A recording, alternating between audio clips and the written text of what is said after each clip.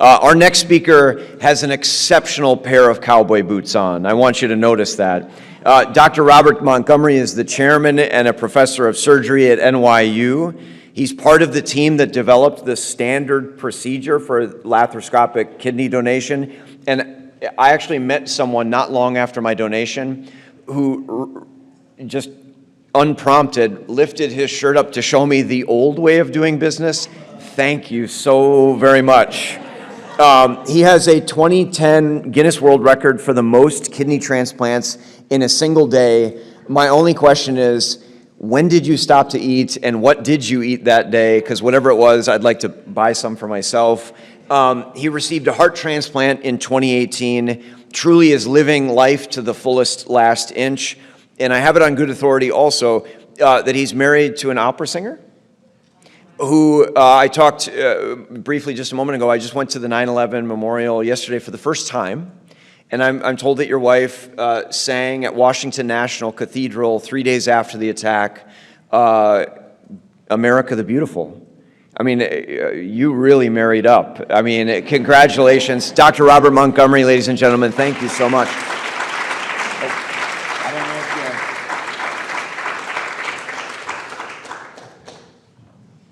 You can see the cowboy boots. They're fantastic. Thank you for coming. Thanks so much. Thanks so much. Thank you so much for coming. Well, good morning. Is it still morning?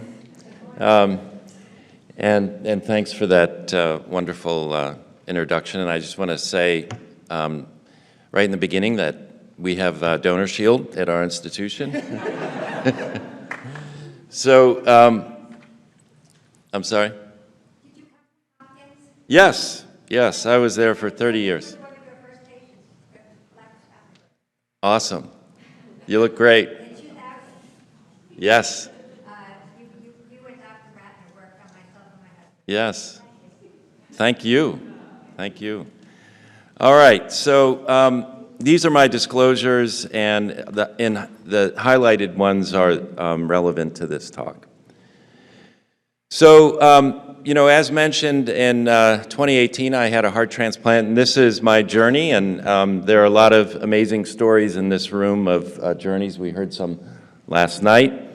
I won't go through all the details of this, except to say that I had a genetic disorder that was passed on from my father, who died when I was 14 years old, of dilated cardiomyopathy. At the time, we thought it was a post-viral cardiomyopathy, but when I was an intern at Hopkins, I got a phone call from my sister-in-law that my brother had just dropped dead at age 35.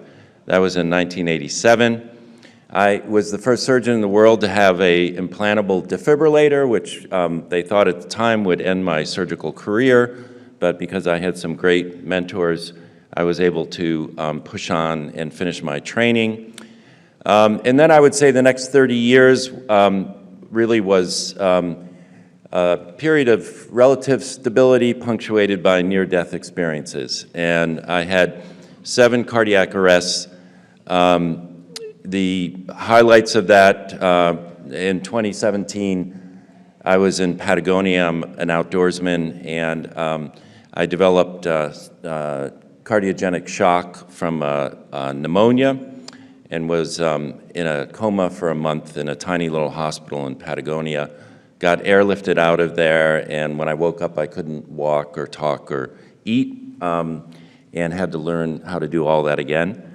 But I managed to shake that off and was back in the operating room.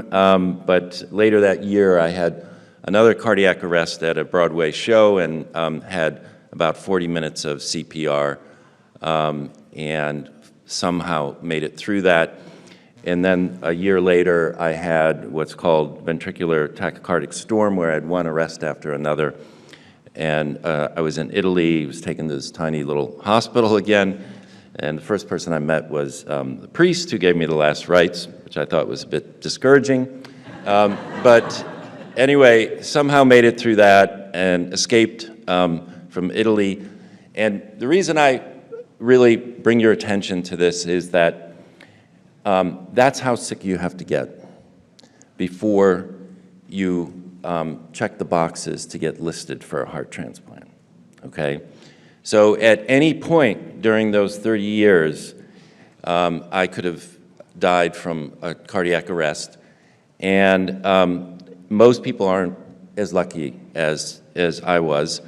And so that's what we start with. And those deaths aren't registered anywhere. They're not counted in any statistics. They're not on the dashboards of any hospitals or transplant centers. So there's this gigantic loss of life that occurs even before people get listed. And then once they get listed, there's only a 1/3 chance that they're going to make it across the finish line. We'll talk a little bit about that. So I bring your attention to the problem that toward the end of World War II, the Air Force was facing, which was this heavy bomber, the B-29 bomber.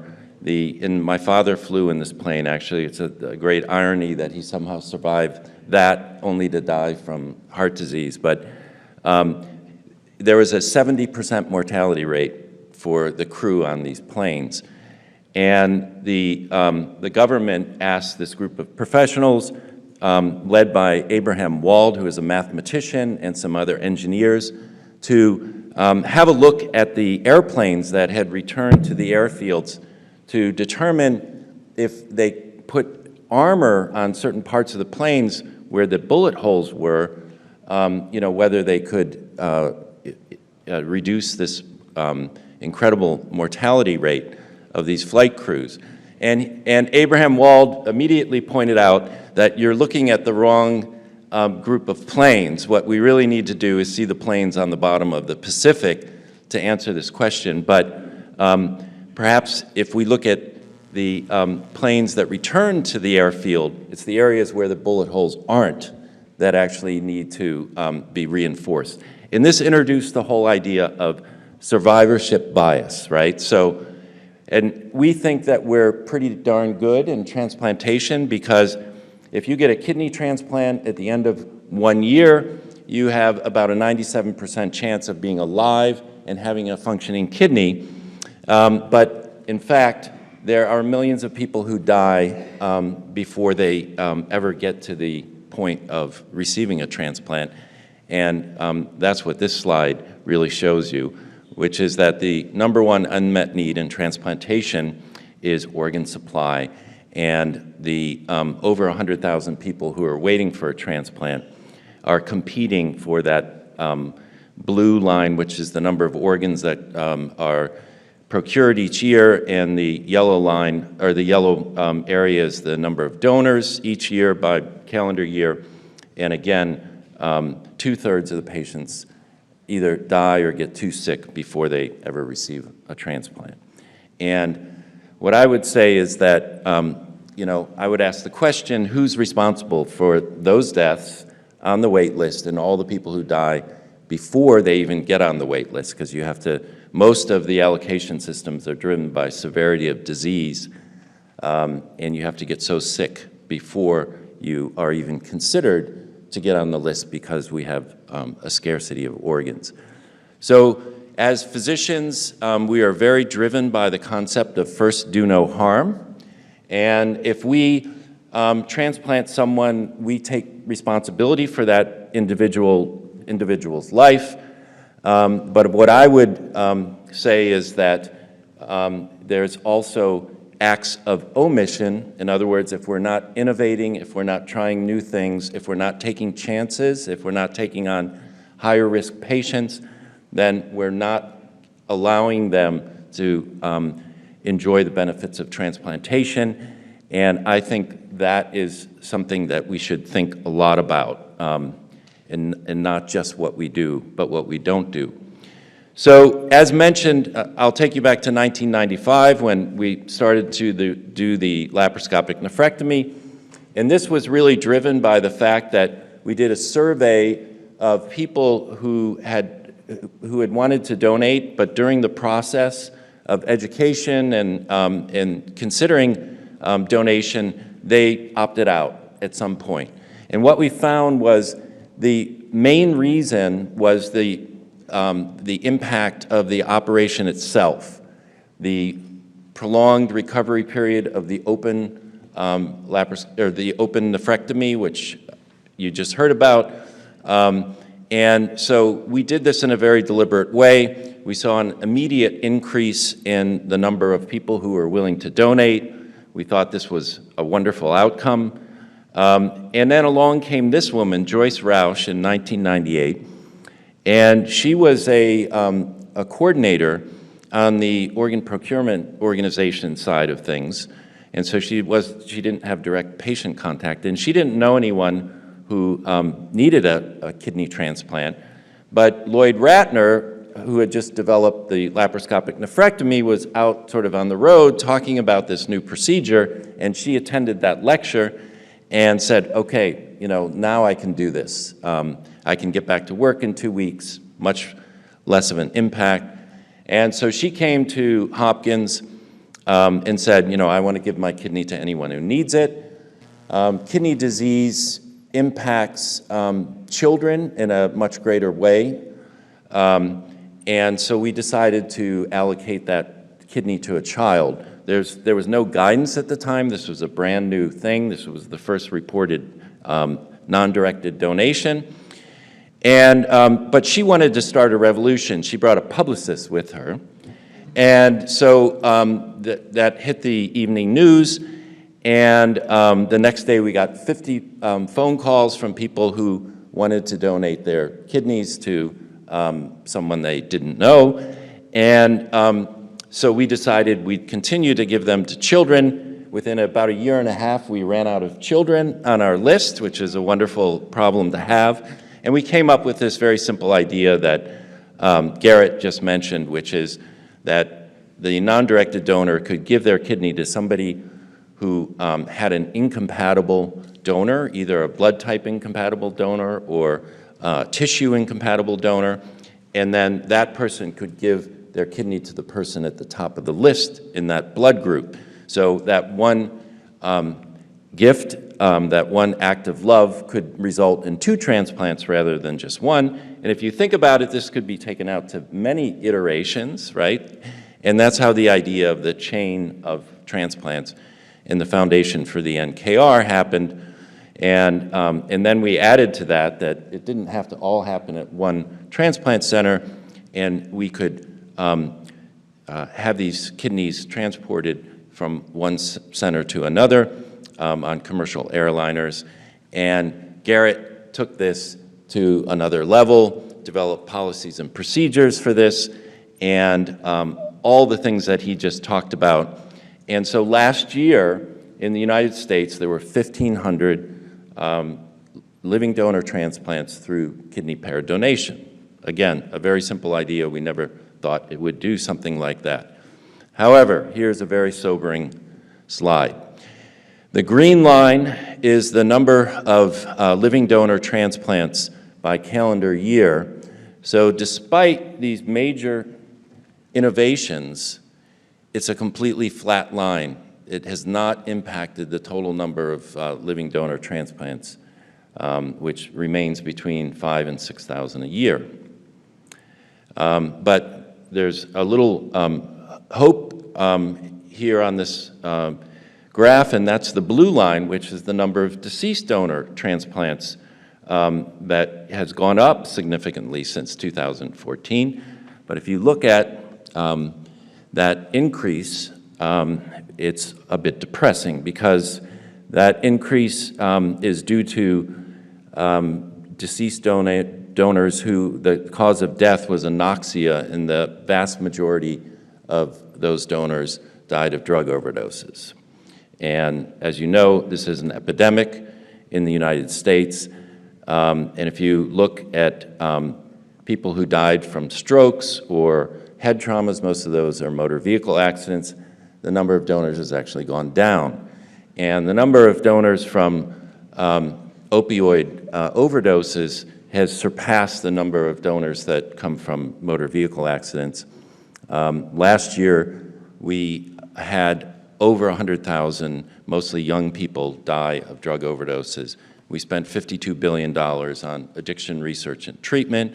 I have to believe that there's going to be the equivalent of an airbag for drug overdoses. Maybe we already have it. A lot of people now are carrying around the antidote for a drug overdose in their pocket.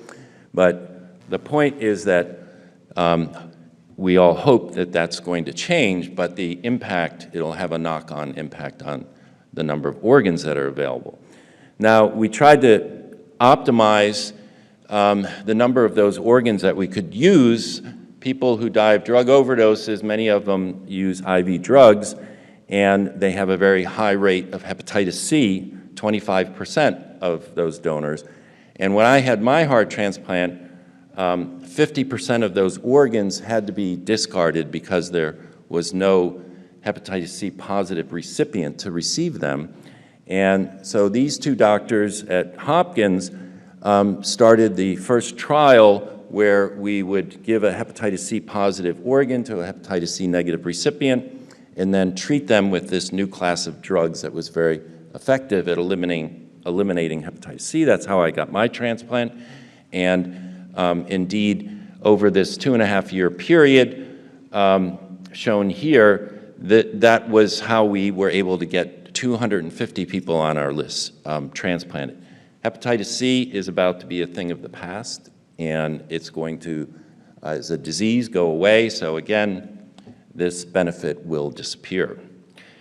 Some of you may be aware of this, many aren't, but this is a study that was done in 2019 at Yale, where they had pigs that they induced cardiac arrest, and 4 hours after the cardiac arrest, so the pig was dead, they used something called ECMO, which is a method where you cannulate the blood vessels, and they use this cold preservation solution, and under a whole series of different constraints, they were able to slowly rewarm the pigs, and using, again, these special solutions, reanimate their brains. And they, at the end of this, had organized neurologic activity. So what this does, I think very clearly, is bring into the whole question, what is death? And I think death is probably not binary. I think death is a process.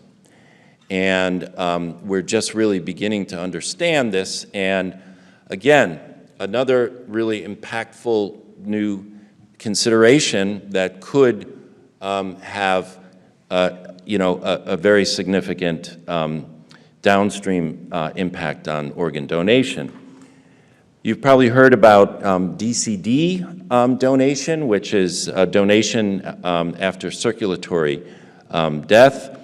And this introduces some of the same issues, and there's a lot of ethical debates that are going on about this, particularly a certain brand of this. It's called NRP, where the heart is restarted in order to determine after the decedent is declared dead, so their heart has, this is somebody who's been neurologically devastated but is not actually technically brain dead. Families decided that this is not a meaningful way to live.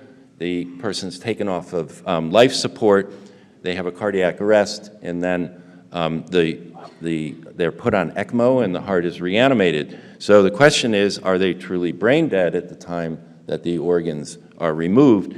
Again, this is potentially a cliff type of event if it hits the courts with our current, Supreme Court and everything that's coming across your phone right now.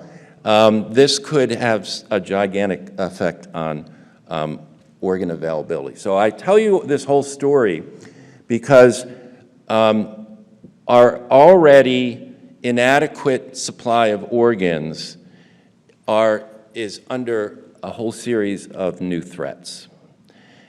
And so I think, there's some inconvenient truths here.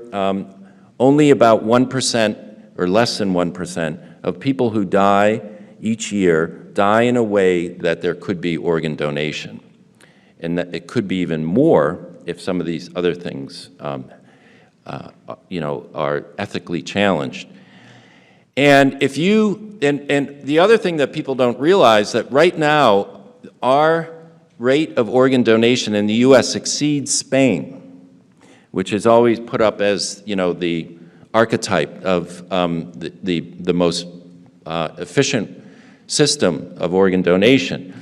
And I would say that if we completely reorganized OPOs and UNOS, introduced all the various health equity initiatives, went to a presumed consent, an opt-out system, introduced incentives, and paid for donation, we still would have an insufficient supply of organs. And so I believe that it's really our moral imperative to innovate and to find a new source of organs for transplantation. I think the two most promising at this point that would give us an unlimited sustainable supply of organs are bioartificial organs and xenotransplantation. I think of them as the wind and the solar of the future of organ supply.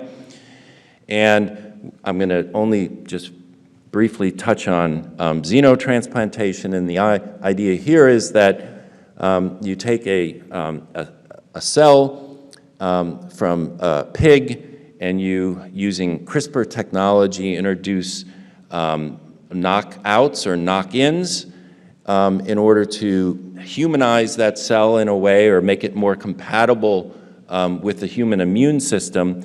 And then you fuse the nucleus from that cell with an oocyte from a pig. And this is the same technology that produced Dolly, the sheep. It's cloning. And then you place those blastocysts inside a pseudopregnant sow, and they give birth to a genetically edited pig. And then those organs can be transplanted into humans. So what are the advantages of this model that you probably have heard about that we've been using? So the idea is that, if you think about a genetically edited organ from another species that carries some risk of transmitting what we call zoonotic infections, from the pig to humans, it's a really puzzling thing to consider if you're on the FDA or on some regulatory panel considering whether we should move into clinical trials with this.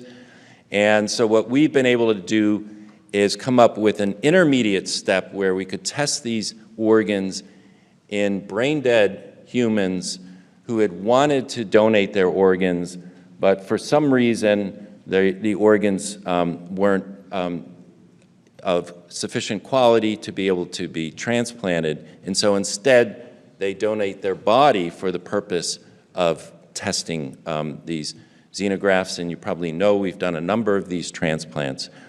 And the idea is that there's really no good animal model that can predict how these organs are going to do in a human. So we get the organ into the target species, humans, and we can fail safe and do iterative modifications to improve the outcomes because the recipient is already dead. So they're dead, but they're kept on a ventilator for the period of the study. And so on the left side of your screen is a kidney that is undergoing what's called hyperacute rejection. If you were to take a pig organ that had not been genetically edited and transplant it, and this has been done in the past, into a human, it would immediately turn black like that and be rejected. The kidney on the right was a transplant that we did that was from a genetically edited pig, and you can see it's nice and pink. The only difference between these two kidneys is that on the right side, we've knocked out a single carbohydrate It's a sugar, basically, that that has been knocked out in this kidney. And this is a sugar that was lost during evolution from pigs to humans. And there are antigens on the surface of that carbohydrate, or epitopes, that are shared with bacteria, and it's to our advantage to keep our bacteria inside our colons. And so we have 1% of our total immunoglobulins are against that one carbohydrate. And you can knock that carbohydrate out. There are two other carbohydrates that are of lesser importance, but you can also knock those out and get a result like this. So this was the first, this was that one carbohydrate that I mentioned that's most important is called AlphaGal. So this is an AlphaGal knockout pig kidney. We transplanted it into the thigh of this decedent, and we did that so we could, it's not where we normally put a kidney, obviously, so we could observe that kidney during the 3 days that we studied it and do regular biopsies. And this was the second one that we did, and on the left side you see a little triangle there. We transplanted the pig's thymus. We put it underneath the capsule of the kidney 2 months before we procured the organ. The thymus is what educates the immune system about what it should react to and not react to. And so that thymus is in that kidney in order to protect that kidney from our immune system. And it's a way of doing this perhaps in the future without immunosuppression. And I won't go into detail on this, just to tell you that in both cases, the kidneys made urine immediately. The creatinine clearance doubled after the transplants. In those red bars is the urine output from the xenograft, or the pig kidney. So they function very well. We then went on to do 2 heart transplants using a much more complicated gene-edited pig. This had 10 total gene edits, and you can see these are 2 hearts from pigs that are beating inside the chests of 2 human decedents.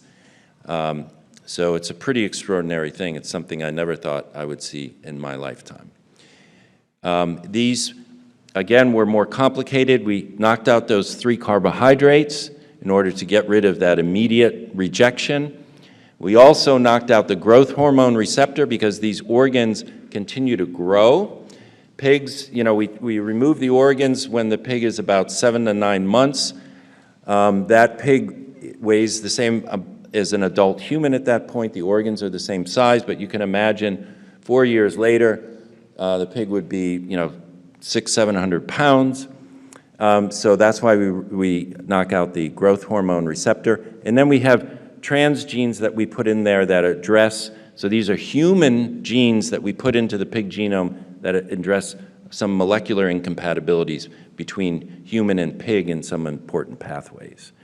And both of these hearts functioned extremely well, and you can see the material from those. So how does one define success? So you're probably all aware that after we did some of these initial decedent studies, the University of Maryland team implanted a gene-edited, that 10-gene-edited pig heart into a living human who survived for 2 months. So some people felt that that was a failure, but in fact, if you look back, the reason that I'm alive and standing in front of you today is because of the first human-to-human transplant that was done a long time ago, which only lasted for 2 weeks. So this first pig-to-human transplant was 4 times more successful than that. So think about it that way. So, you know, it takes a huge team to do this kind of work, but first and foremost, I want to acknowledge the donors and their families who, at the worst moment in their lives, made this decision to embark on a journey that they had never heard of before, which was whole body donation for the purpose of advancing this field that I think in the future will enable millions of transplants and eliminate the scarcity of organs. So thank you very much. We maybe have questions. Time for one question.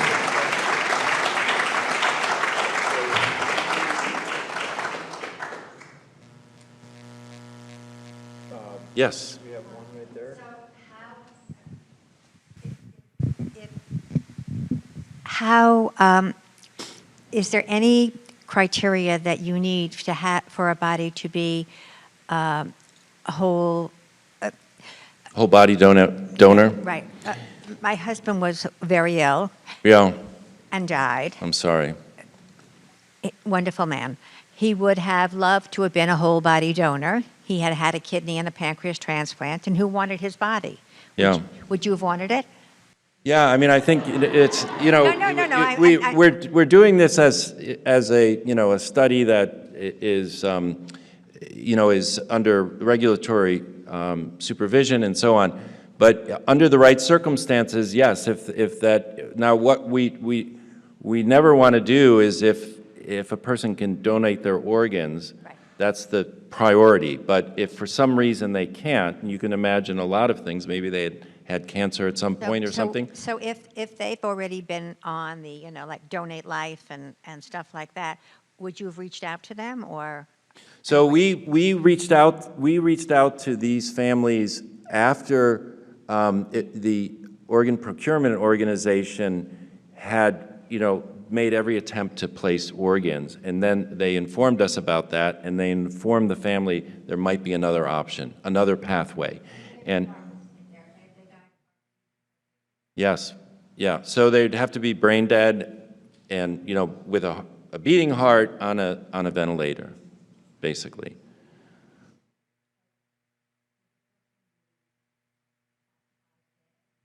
Yes, when you're brain dead, you're classified as dead. So that's what our society, you know, accepts. Most organs come from brain dead donors. And the last thing I just want to say is that, you know, organizations like the FDA now think that transplantation, you know, is highly successful and that we shouldn't be taking risks in terms of innovation with transplant patients. That you know, we're kind of we're as successful as we could probably possibly be. So in other words, they're not considering all the people who die because of the shortage of organs. They're just looking at the people who are lucky enough to get an organ. So I would just ask you to, you know, be assertive. Let your voice be heard. We know that we have a great example of how patients who were pissed off during the AIDS epidemic were able to get the NIH, the FDA, get these organizations to speed up the brakes that they're constantly putting on everything, and to really get meaningful new drugs, new ideas, new innovations to the people who need them.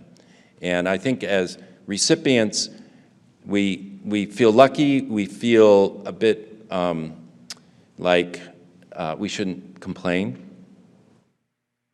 And all those people who die before they get an opportunity for a transplant have no voice. And it's just, you know, the will of God, right? So I think part of what we need to do is mobilize and put pressure on our government to do, and I didn't, believe me, I didn't mean to discount all the important things that are being done, like considering incentives for donors. Those things are all really important. But I'm just saying that we need to find another source of organs, and we really need to put pressure on our government and these agencies. Anyway, thank you for your attention.